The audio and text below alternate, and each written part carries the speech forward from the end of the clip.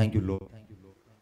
కొంచెం ఎక్కువ, కొంచెం తగ్గించమ్మా, కొంచెం కొంచెం కొంచెం కొంచెం ఎక్కువ తగ్గించమ్మా, ఒక పాయింట్.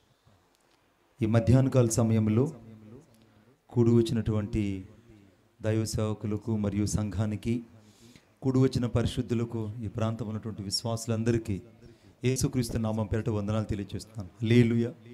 వేదిక ఉన్నటువంటి సేవకులందరికీ నా రెండు చేతులు జోడి తెలియజేస్తున్నాను. ఎందుకంటే గడిచిన రాత్రి దైవ సేవకులు పాస్టర్ చిట్టిబాబు గారు తన సతీమణికి అనారోగ్యమని వెళ్ళారట. మరి దేవుడు పాస్టర్ గారికి సంపూర్ణ స్వస్థతను అనుగ్రహించును గాక. ఆమేన్. ఈరోజు సరిగ్గా మీ వాచ్లో సమయం చూసుకోండి. 12 గంటల 15 నిమిషాలు. 12 గంటల 15 నిమిషాలు. నేను సరైన సమయానికి వాక్యాన్ని ముగిస్తాను. మీరు చేయాల్సిన ఏంటంటే మీ బైబిల్ ఒకసారి అందరూ బైబిల్ తెరవండి. ఆదికాండం. అన్న ఈ మైకే చూడన్న, ఓవర్ హీట్ అయిపోయింది.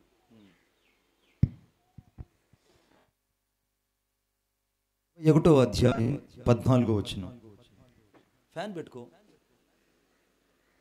21వ అధ్యాయం 14వ వచనం. కాబట్టి తెల్లవారినప్పుడు అబ్రహాము లేచి ఆహారమును నీళ్ల తిత్తిని తీసుకొని ఆ పిల్లవానితో కూడా ఆహారించి ఆమె భుజం మీద వాటిని పెట్టి ఆమెను పంపివేసెను. ఆమె వెళ్ళి బెయేర్షెబా అరణ్యములో ఇటు అటు తిరుగు అని రాయబడింది.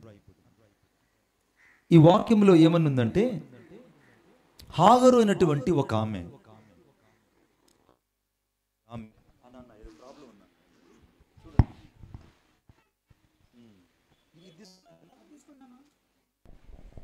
Thank you load.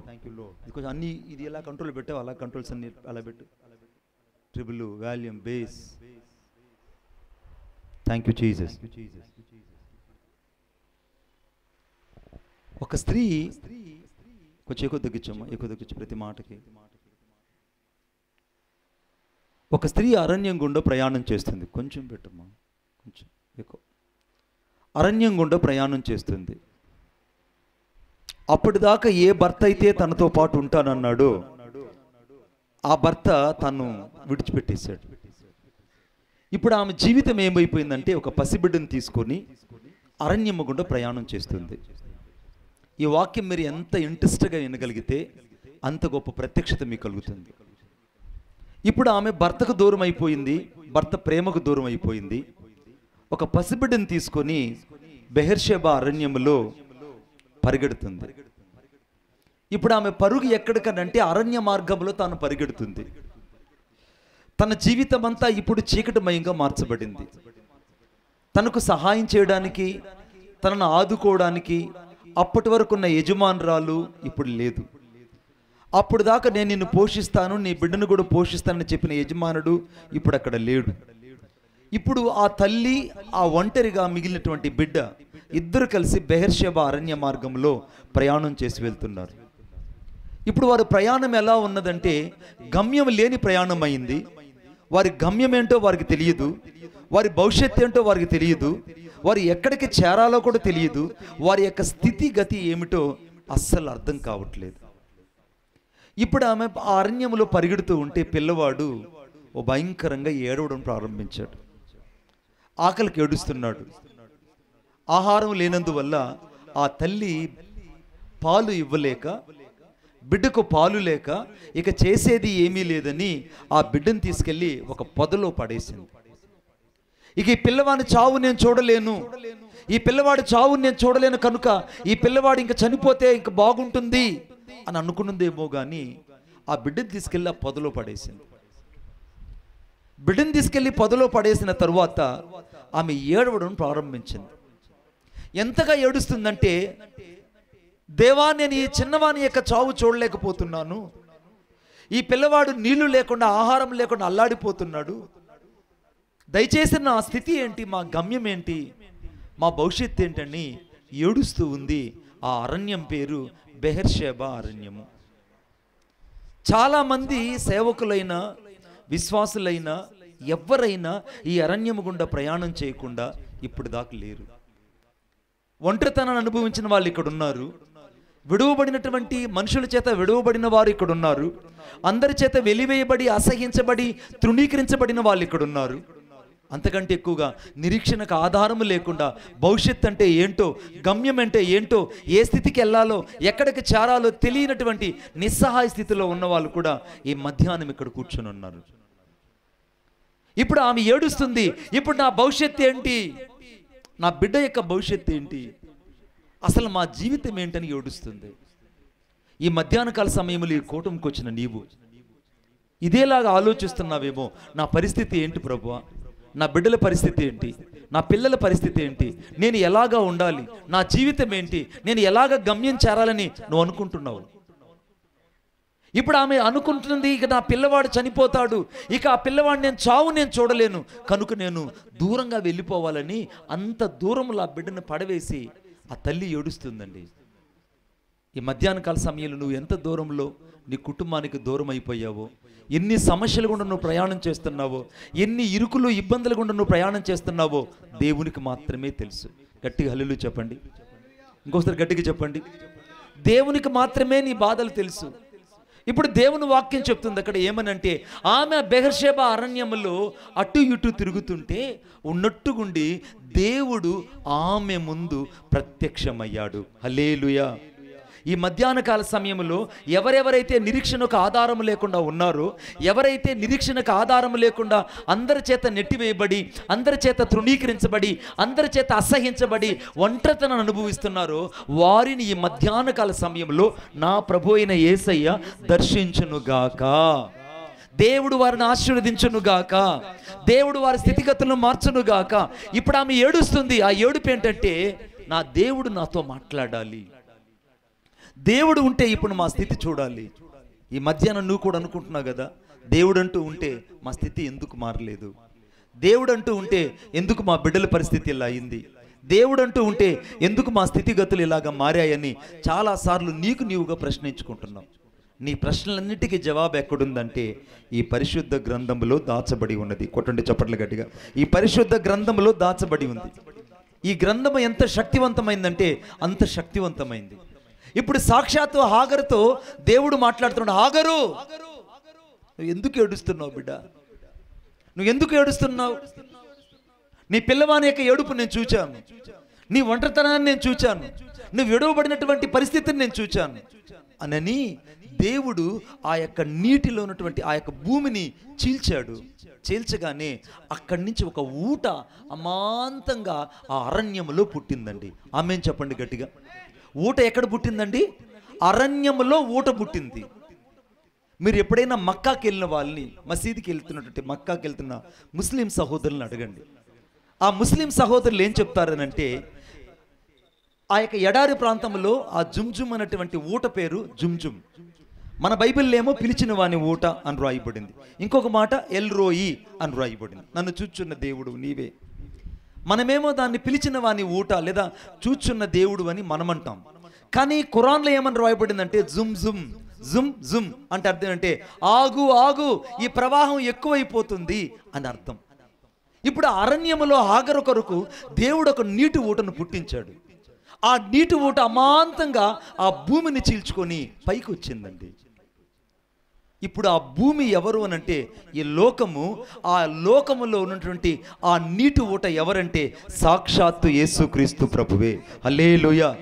అరణ్యములో హాగరు ఆ నీటి బొగ్గును ఏ రీతిగా అయితే కనుగొన్నదో, ఈ దినాన కూడా చాలా మంది నిజమైనటువంటి జీవజల ఊటైన నిజమైన నీటి బొగ్గైన యేసును కనుగొనలేని స్థితిలో ఉన్నారు.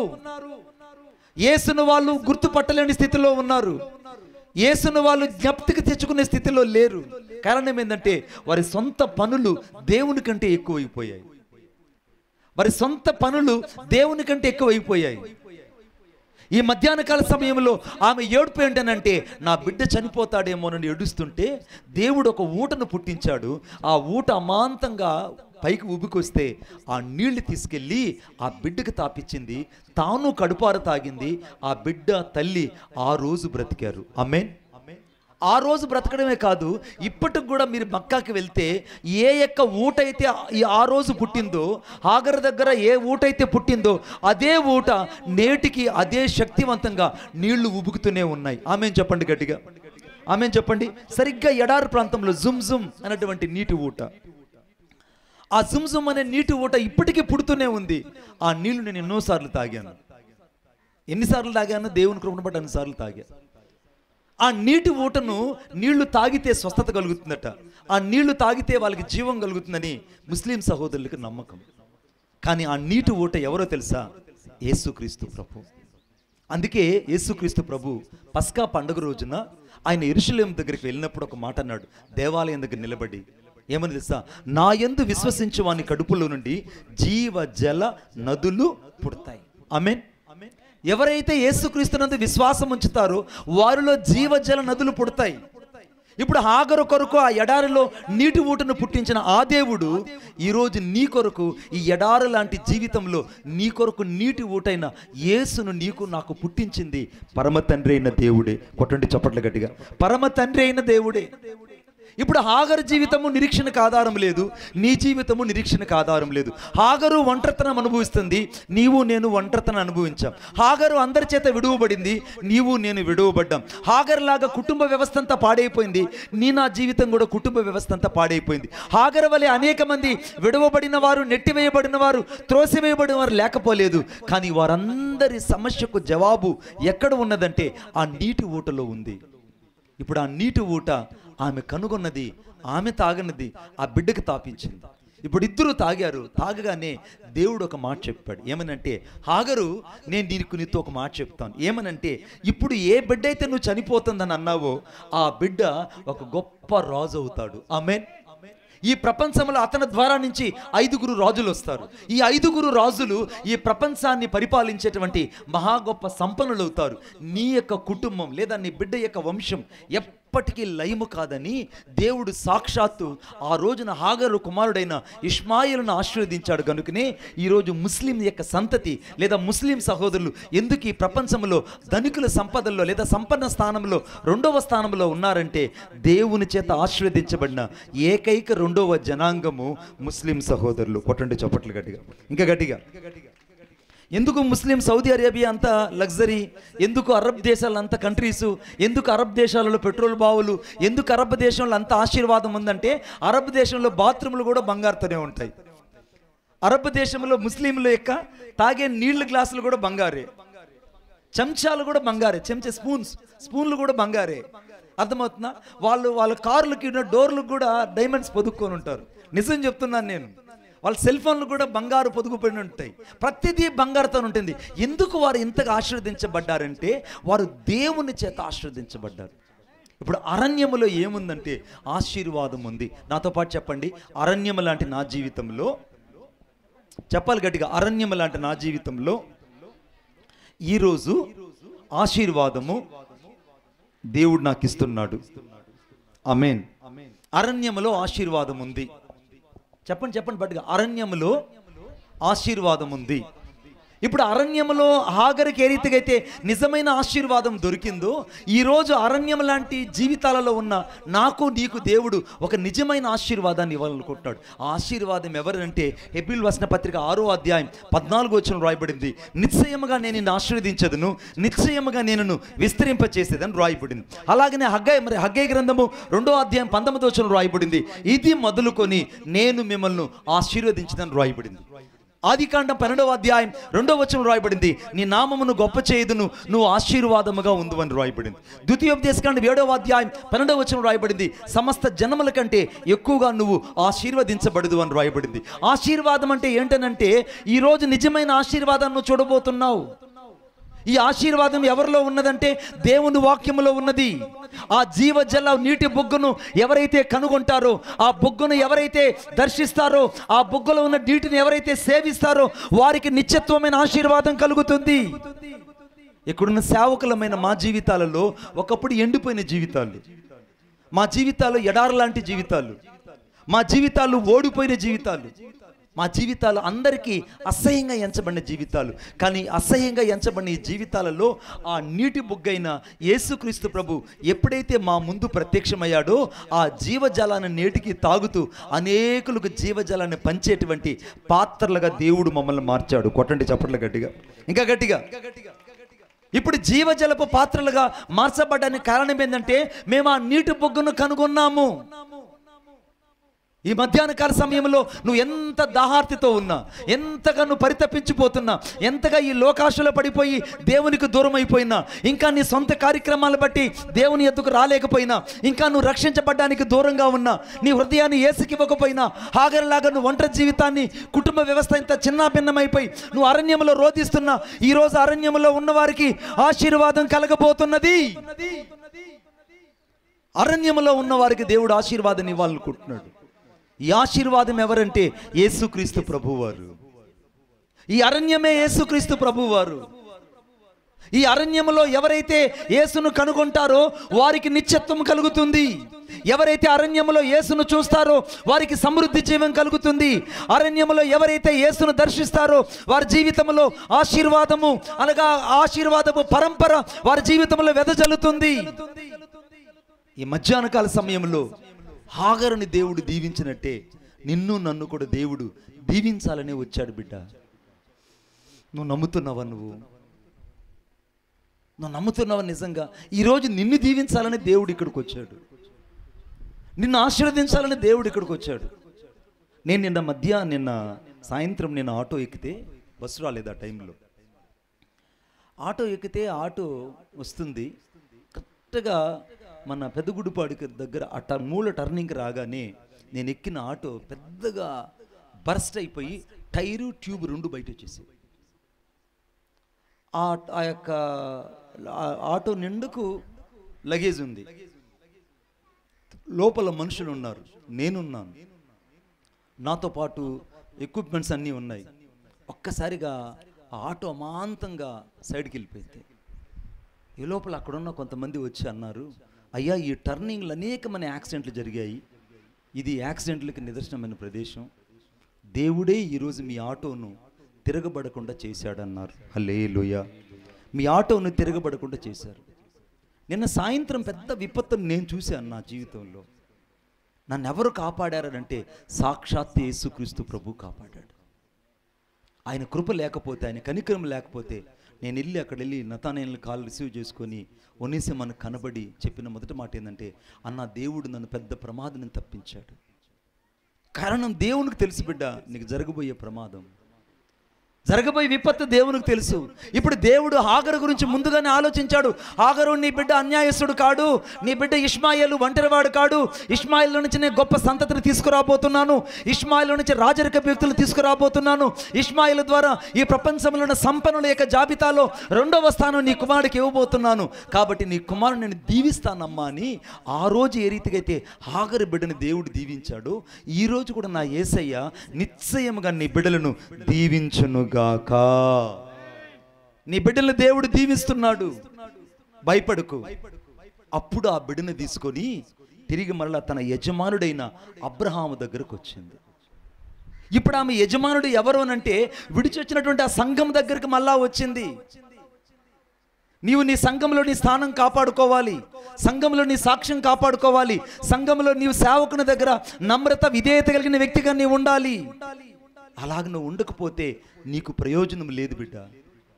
అందుకే ఎఫెసీయుల రాసిన పత్రిక 5వ అధ్యాయం 2వ వచనంలో రాయబడింది, ఆయన మిమ్మల్ని పరిణామల వాసనగా ఉంచుట కొరకు ఆయన మీ కొరకు తన్ను తాను అప్పగించుకున్నట్టు రాయబడింది. The God has approached himself to the hand of the God. దేవుడు తనకు తానుగా సిలువకు అప్పగించుకున్నాడండి. ఆయన ఎవరు సిలువ వేయలేదు బిడ్డ, ఆయన తన్ను తానుగా అప్పగించుకున్నాడు. ఎవరి కోసం అప్పగించుకున్నాడంటే నీ కొరకు నా కొరకు అప్పగించుకున్నాడు, నిన్ను పరిమళ వాసనగా ఉంచడానికి. దుర్గంధమైన జీవితాలు మనవి.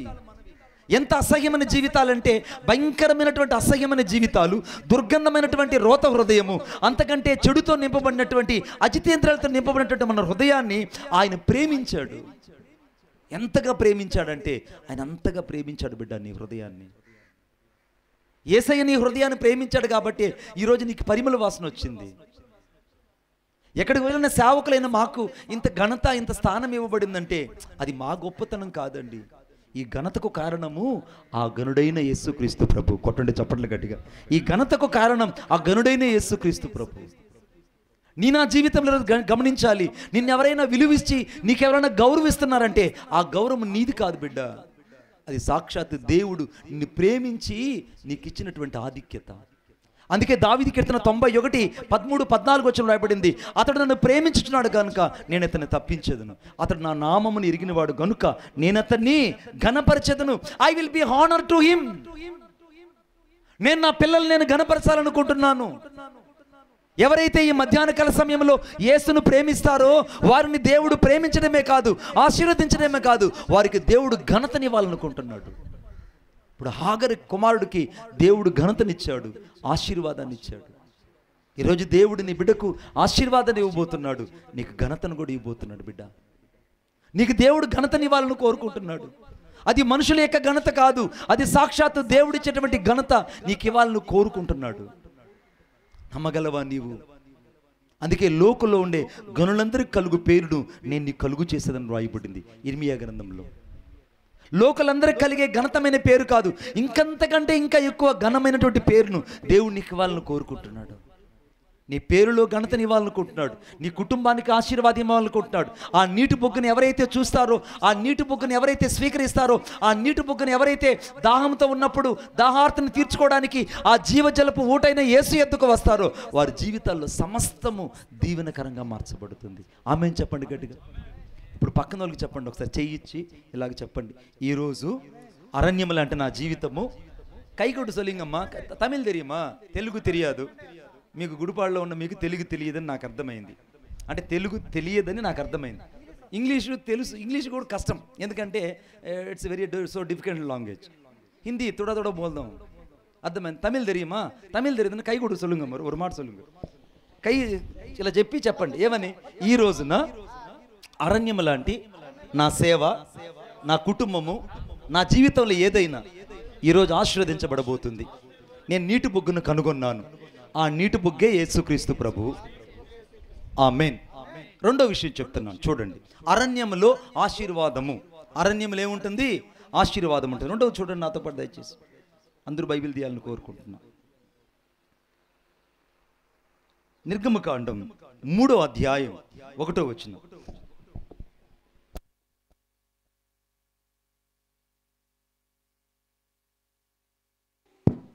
మోషే చదువన్నా.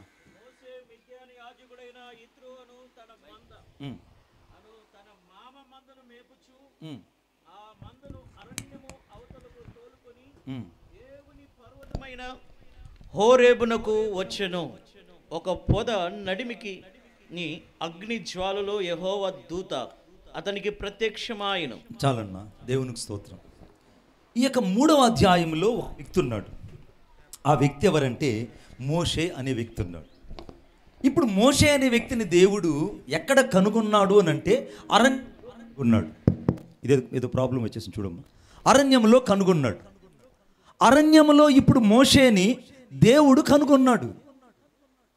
ఇప్పుడు మోషేని ఎక్కడ దేవుడు చూచాడని అంటే రాజరిక పరిపాలనలో ఉన్నప్పుడు చూడలేదు, అంతఃపురంలో ఉన్నప్పుడు చూడలేదు. 40 సంవత్సరాలేమో అక్కడ ఫరోగా లేదా ఐగుప్తు దేశంలో రాజకుమారుడుగా పెరిగాడు. 40 సంవత్సరాలేమో ఎక్కడ సరిగ్గా మామైనటువంటి ఆ యొక్క మిద్యాను దేశంలో ఇతరో ఇంట గొర్రెలు మేపుకునేటువంటి వ్యక్తిగా బతికాడు. తిరిగి 40 సంవత్సరాలు తన జీవితంలో అరణ్యము గుండా ప్రయాణం చేశాడు. ఇప్పుడు 4 మూళ్ళు ఎంత? 12, అంటే 120 సంవత్సరాలు మోషే బ్రతికితే ఆ మోషే బ్రతికిన ఆ 3 భాగాలలో ప్రధానమైన భాగం ఏంటనంటే ఐగుప్తు దేశంలో బ్రతికిన జీవితం కాదు, అరణ్యములో బ్రతికిన జీవితం గొప్పది. ఆమేన్ చెప్పండి గట్టిగా. చాలామంది సేవకులకి, చాలామంది పరిచారకులకి, చాలామంది పరిశుద్ధుల విషయం ఏంటంటే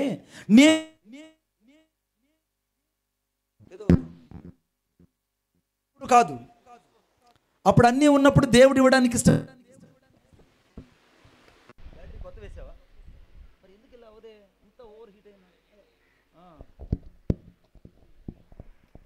బాగా గమనించండి, ఇప్పుడు తన పరిస్థితి ఎలా మార్చబడిందంటే, ఐగుప్తు దేశంలో ఉన్నటువంటి మోషే ఒకప్పుడు రథం ఎక్కి వెళ్ళేవాడు. ఎలా ఉందంటే లగ్జరీ జీవితం ఉంది, చేతి నిండా ధనం ఉంది, తన తినే ఆ పళ్ళెం కూడా బంగారుది, గ్లాసు బంగారుది. ఐగుప్తు దేశంలో తాను ఎక్కని రథం లేదు. BMW కార్లు ఎంత ఈక్వల్లో ఐగుప్తు దేశంలో ఫరో ఎక్కిన రథాలు అన్నున్నాయి. ఫరో దగ్గర ఉన్న రథాలు కూడా అన్నున్నాయి. వాటన్నిటినీ మోషే ఎక్కాడు. ఎందుకంటే నెఫ్రటీస్ యొక్క కుమారుడు కాబోయేటువంటి రాజకుమారుడికి దగ్గరగున్న వారసత్వం ఎవరికి ఉందంటే ఫరో కుమారుడి కంటే కూడా ఒక మోషేకి మాత్రమే ఉంది. మోషే సకల శాస్త్రాల్లో ప్రావీణ్యత పొందినవాడు. ఇప్పుడు ఇంతటి గొప్ప గనుడైనటువంటి ఈ వ్యక్తిని దేవుడు ఐగుప్తు దేశంలో కనబడి ఉంటే అక్కడ కొంచెం రాజరికం ఉపయోగించుండేవాడు, కొంచెం జీవోలు ఉపయోగించుండేవాడు. ఏమన్నా మన భాషలో ఏమండి, కొంచెం జీవోలు, టెక్నాలజీ, అధికారాన్ని, ఇంకా మంది మార్బలాన్ని, తనకున్నటువంటి రాజరికాన్ని అన్నీ ఉపయోగించి వాళ్ళని విడిపించడానికి రాజుతో సంధి చేసుకునేవాడు. ఆమెన్ అనుకుంటున్నాను నేను, అంతే కదా గారు.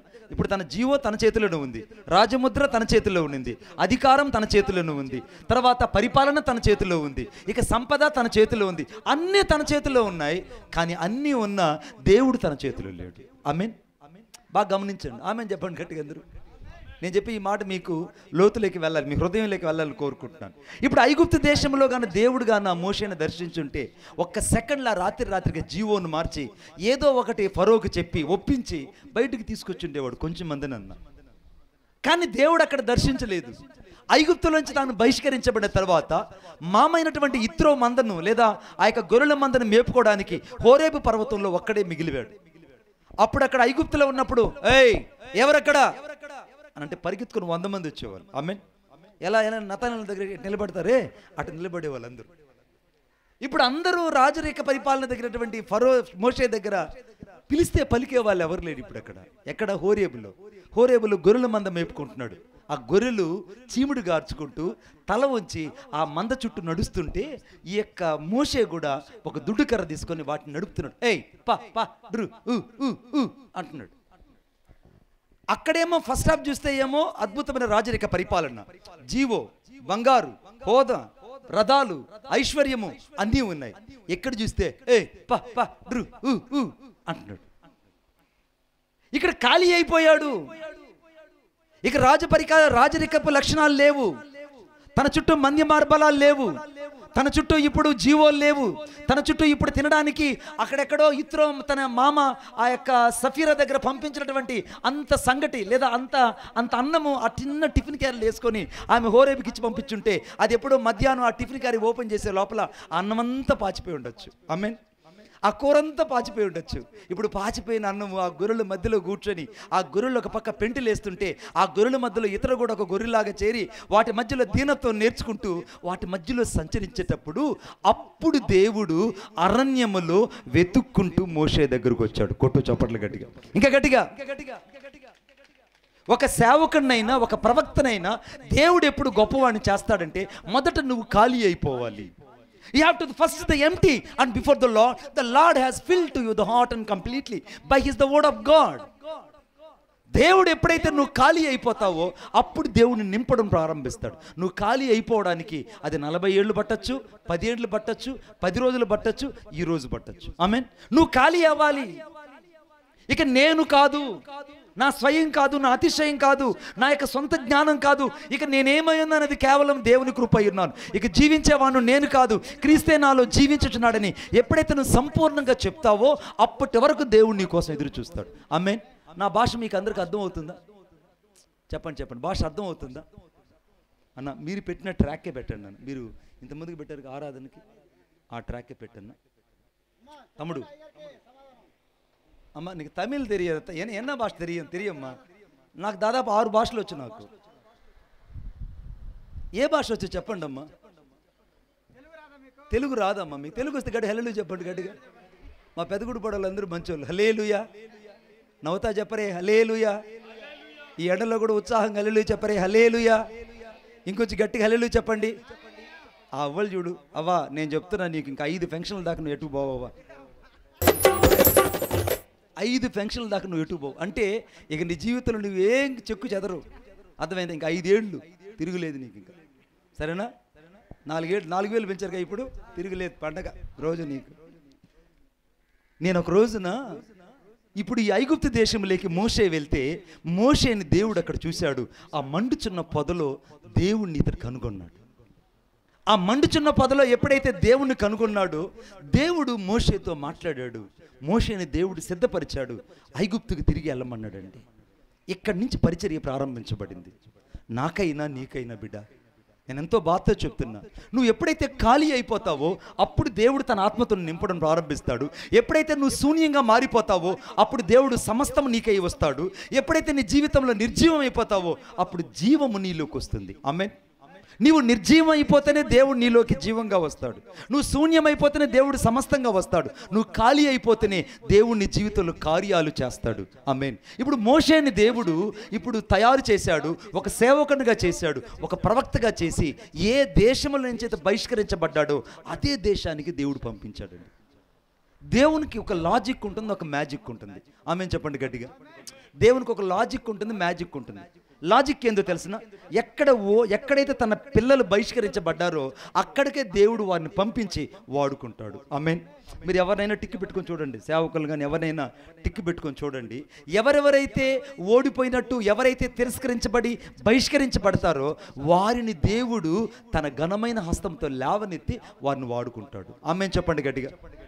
రెండోది, ఏ ప్రదేశంలో అయితే ఐగుప్తు దేశం నుంచి తాను బహిష్కరించబడ్డాడో అదే దేశానికి దేవుడు మోషేని పంపించాడండి. మోషేని పంపిస్తే మోషే ఇప్పుడు ఎలా అయ్యాడంటే, ఒక రాజరికపు లక్షణాలు లేవు, రాజరికపు డ్రెస్ లేదు, రాజరికపు కిరీటం లేదు, రాజరికపు దండం లేదు. తాను ఎలా ఉన్నాడంటే ఒక గొర్రెల కాపరి యొక్క దుడ్డు కర్ర చేత పట్టుకొని ఆ యొక్క ఐగుప్తు దేశానికి వెళ్ళాడండి. దేవుడు నిన్ను పంపించేటప్పుడు దేవుడు నీకు కార్లు, బంగళాలు, హోదాలు ఇవ్వడు బిడ్డ, నువ్వు గుర్తుపెట్టుకో. దేవుడు వాడుకునే సేవకుడికి, దేవుడు నడిపించే సేవకుడికి అన్ని కొదువులు ఉంటాయి. దాని అర్థం దేవుడు అతనికి తోడుగా లేడని కాదు అర్థం. దేవుడు అతనికి తోడై ఉన్నాడు గనుకనే ఆ శ్రమలలో పుటం వేసి తాను సంపూర్ణ పురుషుడిగా దేవుడు మారుస్తున్నాడు. కొట్టు చప్పట్లు గట్టిగా. సంపూర్ణ పురుషుడిగా దేవుడు మారుస్తున్నాడు. దేవుడిని సంపూర్ణ వ్యక్తిగా చేయాలనుకుంటున్నాడు ఈ శ్రమల కొలిములు, శ్రమల పుట్టుములు. ఇప్పుడు ఐగుప్తు దేశానికి మోషే వెళ్తే ఆ మోషేని చూసిన వాళ్ళు అంటున్నారు, మోషే నువ్వు ఏం చేయబోతున్నావనంటే మోషే అన్నాడు, నేను మిమ్మల్ని అందరినీ బయటకు తీసుకొని వస్తానన్నాడు. ఆమేన్. వాళ్ళు ఎంతమంది అప్పుడు? 6 లక్షల మంది కాల్బలం అయితే పిల్ల జల్ల భార్య బిడ్డలు అందరూ కలిపితే 25 లక్షల మంది అట. ఇప్పుడు 25 లక్షల మందిని ఒక వ్యక్తి బయటకు తీసుకోవడానికి సాధ్యపడుతున్నారంటే అవును, నా దేవునికి సాధ్యపడుతుంది బిడ్డ. నా దేవునికి అసాధ్యమైనది ఏదీ లేదు. ఇప్పుడు మోషే ఖాళీ హస్తాలతో వెళ్ళాడు, దేవుడు తన ఆత్మతో నింపాడు. మోషే శూన్యం అయిపోయాడు, దేవుడు సమస్తం అయ్యాడు. మోషే నిర్జీవం అయిపోయాడు, దేవుడు జీవం అయిపోయాడు. ఇప్పుడు మోషే జీవితంలో సమస్తము కోల్పోయాడు, ఇప్పుడు సమస్తము తిరిగి దేవుడు ఇవ్వడానికి ఇష్టపడ్డాడు. ఈ మధ్యాహ్న కాల సమయంలో దేవుడు నీకు నాకు ఇస్తున్నటువంటి ఒక ప్రేమపూర్వకమైన వాగ్దానం ఏంటో తెలుసా? ఎక్కడ నువ్వు తిరస్కరించబడ్డావో, ఎక్కడ నువ్వు అవమానించబడ్డావో, ఎక్కడ నువ్వు ఉనికిని కోల్పోయావో, ఎక్కడ నీ జీవితంలో సమస్తము శూన్యం అనుకున్నావో అక్కడ దేవుడు నిన్ను ఆశీర్వదించి వాడుకోబోతున్నాడు. కొట్టు చప్పట్ల గట్టిగా. అక్కడ దేవుడు నిన్ను ఆశీర్వదించి వాడుకోబోతున్నాడు. ఒకరోజు నేను శ్రీశైలం వెళ్ళా పరిచర్యకి. శ్రీశైలం, ఇచ్చాపురం దగ్గర శ్రీశైలం. అది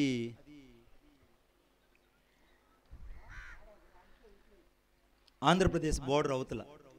కొంచెం ఇంకొకసేపు వెళ్తే ఒరిస్సా బోర్డర్లోకి వెళ్ళిపోతాం. 7 కిలోమీటర్లు. ఒరిస్సా బోర్డర్కి 7 కిలోమీటర్ దూరంలో నేను పరిచర్య కోసం వెళ్ళాను. పరిచర్య కోసం వెళ్తే వాళ్ళు ఏం చేశారు, ఇక్కడి నుంచి ఒక తాండాకి వెళ్దాము, ఆ తాండాలో ఉన్న ప్రజలకు సువార్త చెప్పాలి మణిబాబు గారు మీరని నాతో చెప్పారు. నేనేం చేశానంటే, నేను అనుకున్నాను మంచిగానే ఉంటుందిలే ఊరు అనుకుంటా.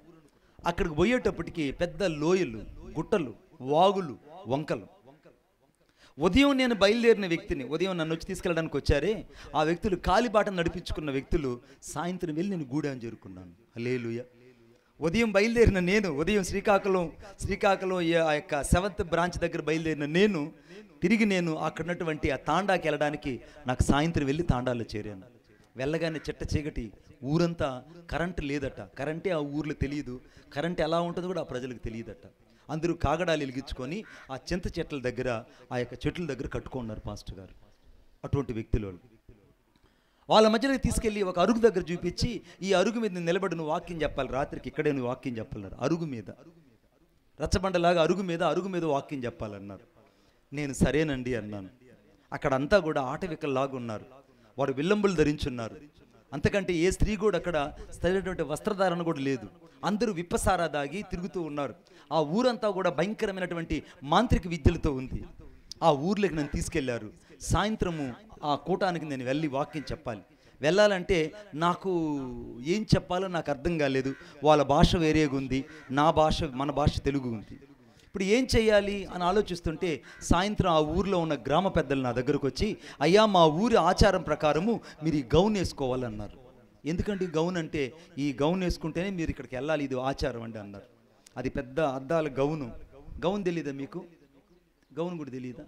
ఓని, చున్నీ ఓని తెలీదా? ఏం తెలియదు నా ఇళ్ళకే. ఆ పొదుపులో మీకు 3 లక్షలు ఇస్తారు ఈ వారం, తెలుసా మీకు? అదిగో అది కాదు, బాగా తెలుసు, అది బాగా తెలిసిపోతుంది మీకు.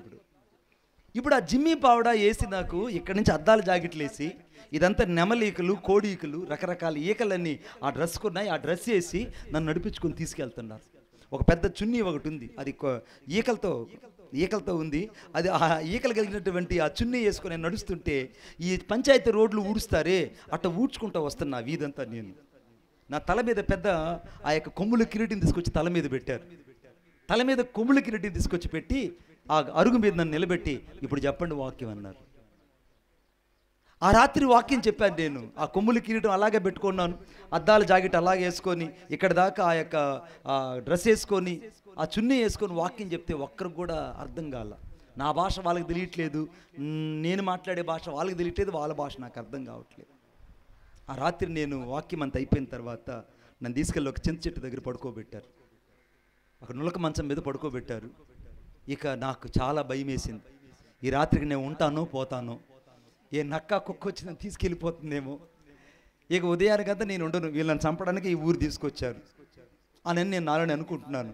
మధ్యరాత్రి 11 గంటలకి నతానేల్ లాంటి వాళ్ళు 2 వచ్చి నా దగ్గరకు వచ్చి, అయ్యా మణిబాబు గారు అన్నారు. చెప్పండి అయ్యా అన్న. పిల్లి కూర చేశాను, తింటావా అని అన్నారు. ఏమన్నారు? అడవి పిల్లి కూర ఉండదండి, పిల్లి కూర తింటావనంటే నేను అన్నాను, మీకు దండం పెడతానరా, నేను పిల్లి కూర తినను రా. పోనీ మేము దుప్పు కూర తీసుకొచ్చాము, అదన్నా తింటావనంటే వద్దురా నాయన. పోనీ ఈ పురుగులు, ఈషుళ్ళు అంటారు కదా, ఆ ఈషుళ్ళని బొరుగుల్లాగా చేసుకొని ఆ ఆవు నూనెలో యాంచుకొచ్చాము, అవన్నా తింటావా అని టేకాకులు తీసుకొచ్చి ఇచ్చారు. అరే పురుగులు వద్దు, నాకు బొరుగులు వద్దు, వెళ్ళిపోండిరా అన్న. మరి ఏం తింటావనంటే నాకు నీళ్లు తెచ్చేయండి అని చెప్తాను. వాళ్ళు ఒక సొరకాయ బుర్రలో, మీరు నమ్మండి, ఒక సొరకాయ బుర్ర, ఆ రోజుల్లో సొరకాయ బుర్రల్ని తల వరకు కోసేసి లోపల ఉన్న గింజలన్నీ బయట తీసేసి వాటిని ఎండబెట్టి అందరూ నన్ను ఓసిడి అనుకుంటారు, నన్ను ఏదో ఒక స్టైలిష్ అనుకుంటారు. కానీ నా నిజ పరిస్థితి ఎలా ఉందంటే యేసయ్యకి మాత్రమే తెలుసు. ఆ సొరకాయ బుర్రలో ఉంటే గింజలన్నీ తీసుకొచ్చి బయట పడేసి దాన్ని ఎండబెడితే అదొక వాటర్ బాటిల్లోకి తయారవుతుంది. హల్లెలూయా. ఇప్పుడు ఆ సొరకాయ బుర్రలో నీళ్లు పోసి తీసుకొచ్చి నా తల దగ్గర పెట్టారంటే చచ్చిపోయినట్టుకు పెట్టినట్టు. రాత్రికి ఇయే తాగాలి నువ్వు అన్నారు. ఇక రాత్రి ఆ మంచం మీదకు పడుకొని నేను నిజంగా ఏడుస్తున్నా, ప్రభువా నన్ను ఎందుకు ఈ ఊరు తీసుకొచ్చావు? ఈ భాష నాకు తెలియట్లేదు, వాళ్ళ భాష నాకు అర్థం కావట్లేదు, ఏం చేయాలి ప్రభు అంటే, ఉదయాన్న కుర్రోడు వచ్చాడు నా దగ్గరికి, బాగా అంత కుర్రోడు వచ్చాడు. రాగానే అటు చెప్పాను, రే నన్ను ఇక్కడి నుంచి ఆ దెంప మీదకు లేదా గుట్ట మీదకి నన్ను తీసుకెళ్ళు, నేను ప్రార్థనలో ఉంటాను అని చెప్పి ఆ గుట్ట మీద నన్ను తీసుకెళ్ళాడు. ఉదయాన్ని తీసుకెళ్ళి వదిలిపెట్టాడు. నేను చెప్పాను సాయంత్రం రారా అన్న. ఆ గుట్ట మీద వదిలిపెట్టిన వాడు దాదాపు ఆ రోజు కొన్ని గంటలు నేను ప్రార్థన చేసుకున్నాను. కొన్ని గంటలు నేను ఆ గుట్ట మీద ప్రార్థన చేసుకున్నప్పుడు పరిశుద్ధాత్మదేవుడు నాతో చెప్పాడు, నువ్వు భయపడద్దు, ఈరోజు వాళ్ళ భాషలోనే వాక్యం చెప్తావు, తిరిగి వెళ్ళు అన్నాడు. హల్లెలూయా. ఇప్పుడు బాగా అర్థమైంది వాళ్ళకి, ఇప్పుడు బాగా అర్థమైంది. నాకు కనెక్ట్ అయిపోయారు వాళ్ళు, నాకు కనెక్ట్ అయిపోయారు, ఇప్పుడు కనెక్ట్ అయిపోయారు మాకు ఇప్పుడు కనెక్ట్ అయిపోయారు. ఇక వెంటనే వాళ్ళు ఏం చేశారంటే, ఇక నేను దేవుని మాట తీసుకొని ఆనందంగా జింకపల్లి ఎగురుకుంటూ కిందకు వచ్చారు. కిందకి రాగానే స్నానం చేసుకుందామంటే బాత్రూమ్లు ఏమి లేవు, తడికలు దడి సేమ్ ఇలాగనే ఉంది, తడికలు. ఆ తడుకులు 4 పక్కల 4 చీరలు కట్టి, అర్థమైందా, ఒక చిన్న రాయి మీద నేను కూర్చొని నీళ్లు పోసుకొని త్వరగా బట్టలు వేసుకొని వస్తే మళ్ళా వీళ్ళు తెచ్చి నాకు ఆ యొక్క నెమలీకలు ఆ గౌన్ తొడిగిచ్చారు, కొమ్ములు కిరీటం పెట్టారు. నన్ను మళ్ళా ఆ ఊర్లోకి తీసుకెళ్ళి ఆ రచ్చబండిని నిలబెట్టి వాక్యం చెప్పన్నారు. వాక్యం చెప్తున్నా ఉన్నట్టుకుంటే పరిశుద్ధాత్మ దేవుడు నాలోకి వచ్చాడు. నాలోకి రాగానే అబ్నే తాను మల్కే మావు కోయి కిదేరే येसु मसे मर्घोवरे जनरे येसु मर्घे में आरे अनमे आरे में उठो में जाया गरे అని వాళ్ళ భాషలో సువార్త చెప్తే ఆ రోజు దాదాపు 200 మందికి పైగా యేసుక్రీస్తు ప్రభుని నమ్ముకున్నారు. హల్లెలూయా. ఇప్పుడు పెట్టు ట్రాక్. అబ్నే తాను మల్కే మావు కోయి కి దో కోని రే,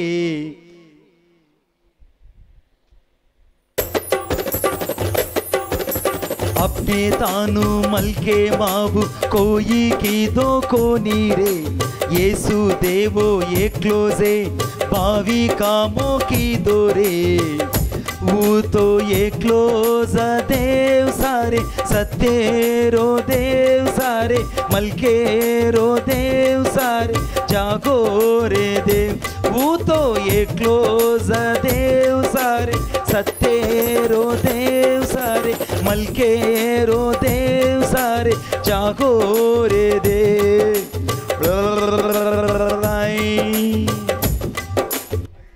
అనండట అనండి.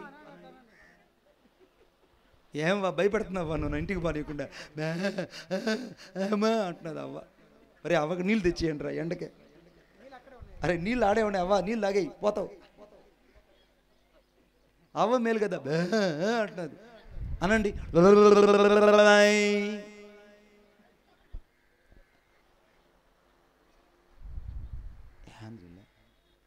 అనండి అమ్మా.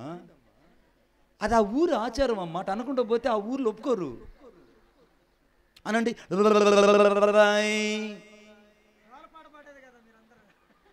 మీరు ఎట్ట నవ్వుతున్నారే, అర్థమైందా?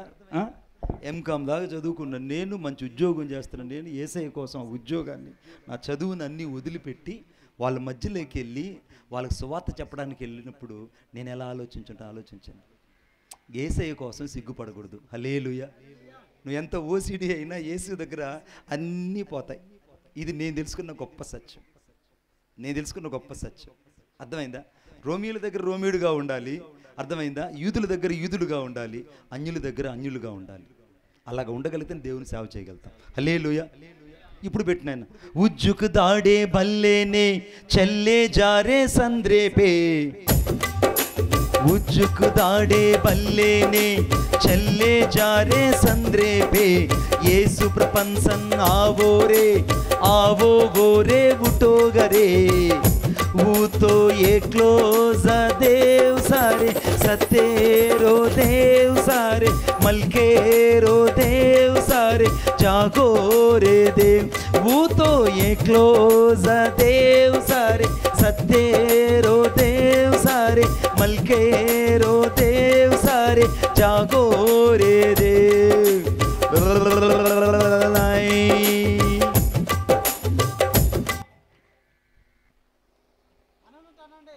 ఇప్పుడన్నా అనండి అమ్మా. మీరు అంటేనే మీరు అన్నానికి పంపిస్తా. అనండి ఒకసారి.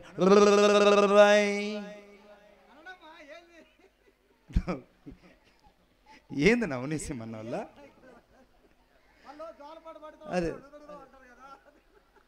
అనండి అన్న. 4/4 పెట్టన్నా. అది 6/8, అది 6/8లో పాడలేకపోతున్నా. 4/4 పెట్టండి.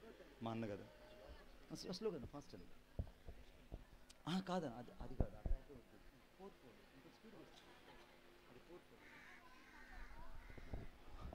ఆ రోజున వాళ్ళ మధ్యలో వాళ్ళ భాషలోనే దేవుడు తన ఆత్మతో నింపినప్పుడు వాళ్ళ భాషలోనే సువార్త చెప్పి, వాళ్ళ భాషలోనే వాక్యం చెప్పి, వాళ్ళ భాషలోనే పాట పాడితే వాళ్ళు ఆశ్చర్యపడిపోయారండి. హల్లెలూయా. ఇవన్నీ ఒక్క రోజులోనే దేవుడు నా జీవితంలో అద్భుతం చేశాడు. ఆమేన్. 2 రోజులు కాదు, ఒక్క రోజులో అద్భుతం చేశాడు. పాడదాం వద్దా ఆ పాట? ఆనందంగా చెప్పరే. కనెక్ట్ అయ్యారన్న ఇలా.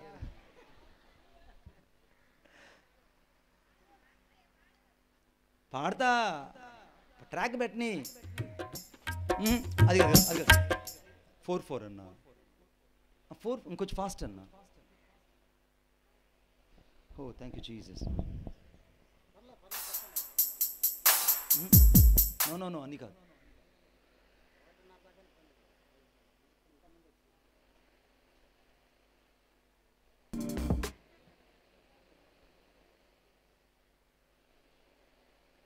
అయ్యో వస్తుందన్నా? సరే, ఇంతకుముందుగా ఆరాధనలో పెట్టావు కదా, ఫాస్ట్ బీట్లో ఆరాధనలో పెట్టారు కదా, అదనే పెట్టండి.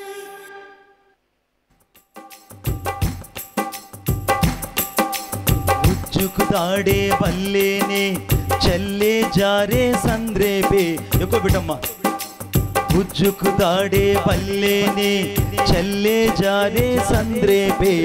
యేసు ప్రపంచం ఆవోరే ఆవోరే ఉటోగరే.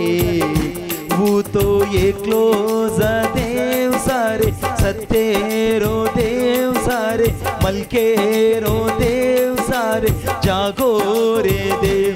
वो तो ये क्लोज देव सारे सत्तेरो देव सारे मलकेरो देव सारे जागो रे देव.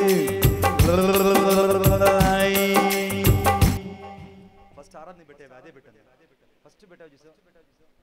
ఇప్పుడన్నా అనండ్రా నాయన, మరి అనండ్రా అమ్మ, నువ్వు నాన్నమ్మ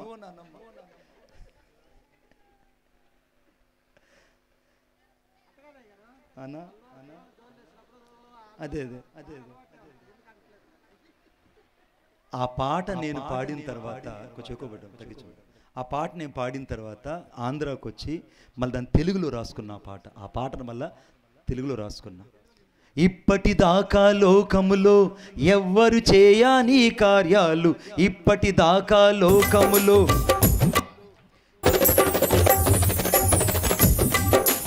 ఇప్పటిదాకా లోకములో ఎవ్వరు చేయని కార్యాలు, యేసు దేవుడొక్కడే మంచి పని చేశాడు.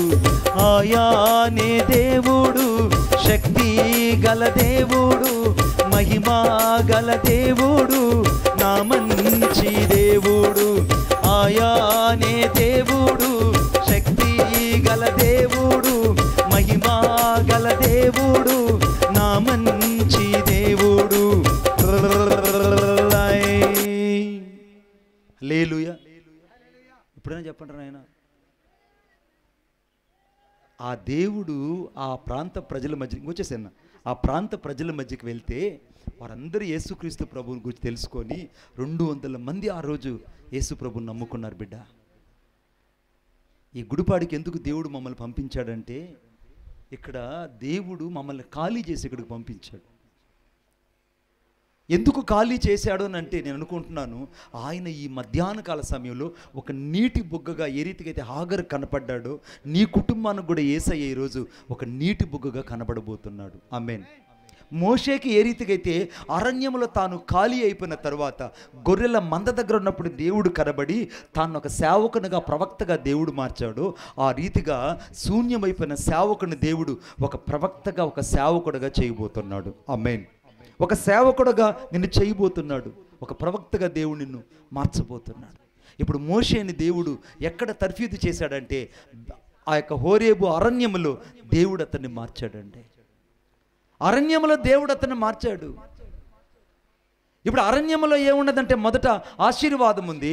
అరణ్యములో 2 ఆశీర్వాదంతో పాటు అక్కడ అద్భుతమైనటువంటి ఆత్మతో నింపిన అభిషేకం ఉంది. అరణ్యములో ఇప్పుడు ఆత్మతో నింపబడిన అభిషేకం ఉంది. అందుకే యేసుక్రీస్తు ప్రభు గురించి రాయబడింది అక్కడ, ఆయన 40 రాత్రులు 40 పగళ్ళంట అక్కడ ఆ యొక్క ప్రార్థనలో ఉన్నప్పుడు దేవదూతలు వచ్చి అతనికి పరిచర్య చేసిరి అని రాయబడింది. దేవుని ఆత్మ చేత యేసుని దేవుడు అరణ్యమునకు కొనిపోగా, ఆత్మ అరణ్యానికి యేసు ప్రభుని కొనిపోయింది. ఇప్పుడు యేసుక్రీస్తు ప్రభు ఎక్కడున్నాడంటే అరణ్యములోకి వెళ్ళాడు. ఎందుకు అరణ్యములోకి వెళ్ళాడంటే, అరణ్యములో ఆత్మ సంబంధమైన అభిషేకం ఉన్నది. హురాలాబా షాబారాబా రిఖరాలాబా. అరణ్యములో ఏమున్నదంటే అభిషేకం ఉన్నది. అరణ్యములో ఒంటరితనం లేదు బిడ్డ, అరణ్యములో వేదన లేదు, అరణ్యములో చీకటి లేదు, అరణ్యములో ఎటువంటి నిర్జీవమైనటువంటి సుమార్గాలేవి కనబడ్డం. అక్కడుండేదెల్లా కేవలము అభిషేకం ఉన్నది. ఈ మధ్యాహ్న కాల సమయంలో దేవుడు నిన్ను అభిషేకించునుగాక, ఈ మధ్యాహ్న కాల సమయంలో దేవుడు నిన్ను దీవించునుగాక, ఈ మధ్యాహ్న కాల సమయంలో దేవుని యొక్క ప్రశస్తమైన మహిమ కొరకై దేవుడు నిన్ను దీవించి ఆశీర్వదించునుగాక. ఆమేన్. అందరూ లేచి నిలబడదాం, అందరూ లేచి నిలబడదాం. ఏదైనా ట్రాక్ ఉందన్న అక్కడ మీ దాంట్లో?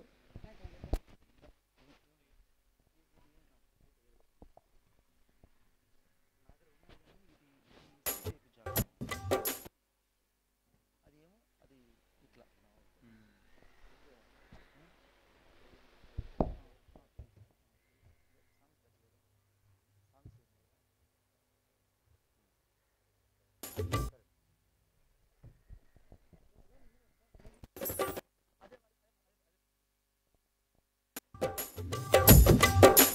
గుండెల్లో నీవే, నా గుండె గుడిలో నీవే, నా తోడువు నీవే, నా నీడవు నీవే. నా గుండెల్లో నీవే, నా గుండె చప్పుడు నీవే, నా ప్రాణము నీవే, నా జీవము నీవే. యేసయ్యా నా యేసయ్యా, యేసయ్యా నా యేసయ్యా, యేసయ్యా నా యేసయ్యా, యేసయ్యా నా యేసయ్యా. నా గుండెల్లో నీవే, నా గుండె గుడిలో నీవే, నా తోడువు నీవే, నా నీడవు నీవే.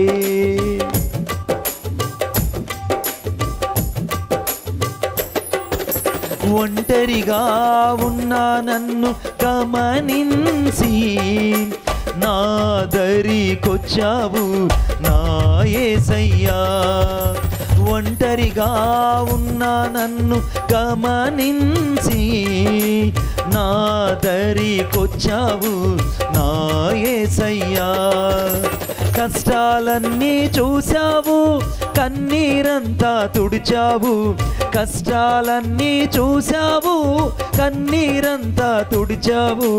భయపడకు అన్నావు, నాకు తోడై ఉన్నావు, భయపడకు అన్నావు, నాకు తోడై ఉన్నావు. యేసయ్యా నా యేసయ్యా, యేసయ్యా నా యేసయ్యా, యేసయ్యా నా యేసయ్యా, యేసయ్యా నా యేసయ్యా. నా గుండెల్లో నీవే, నా గుండె గుడిలో నీవే, నా తోడువు నీవే, నా నీడవు నీవే. చప్పట్లు చప్పట్లు.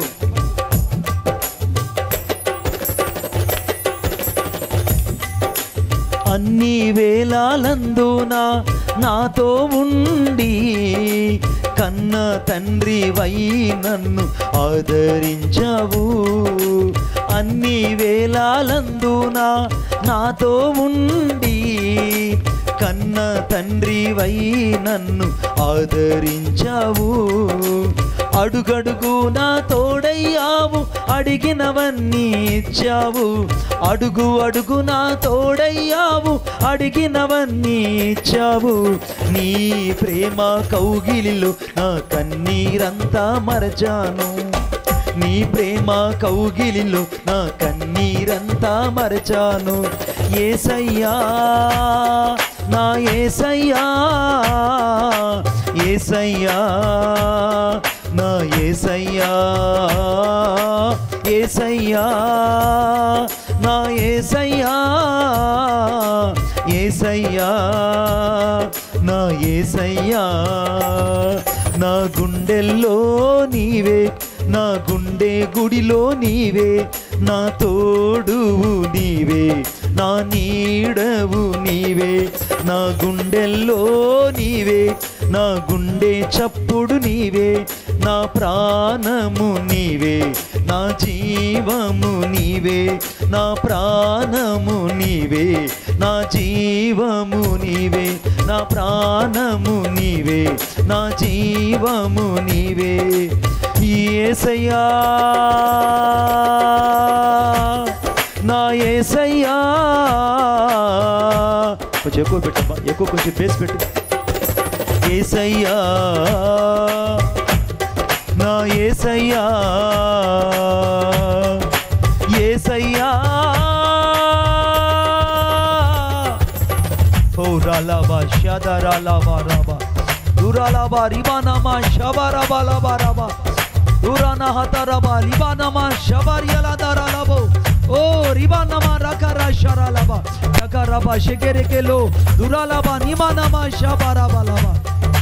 యేసయ్యా యేసయ్యా యేసయ్యా నా యేసయ్యా యేసయ్యా యేసయ్యా యేసయ్యా నా యేసయ్యా ఆరాధన ఆరాధన ఆరాధన నా యేసయ్యకే ఆరాధన ఆరాధన ఆరాధన నా యేసయ్యకే ఆరాధన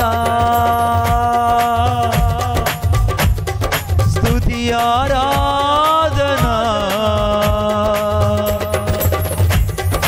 ఆరాధన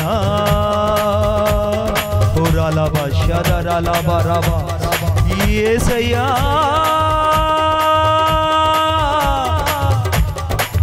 నా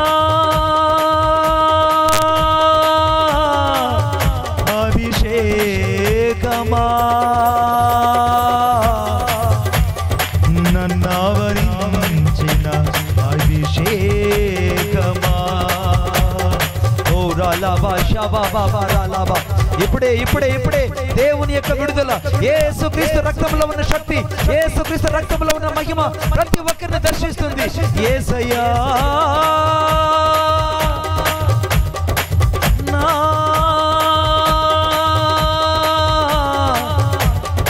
యేసయ్యా ఓ రలబా షబబా కరద ప్రభువా నీకు వందనాలు చెల్లిస్తున్నాను ఈ మధ్యాహ్న కాల సమయంలో ప్రభువా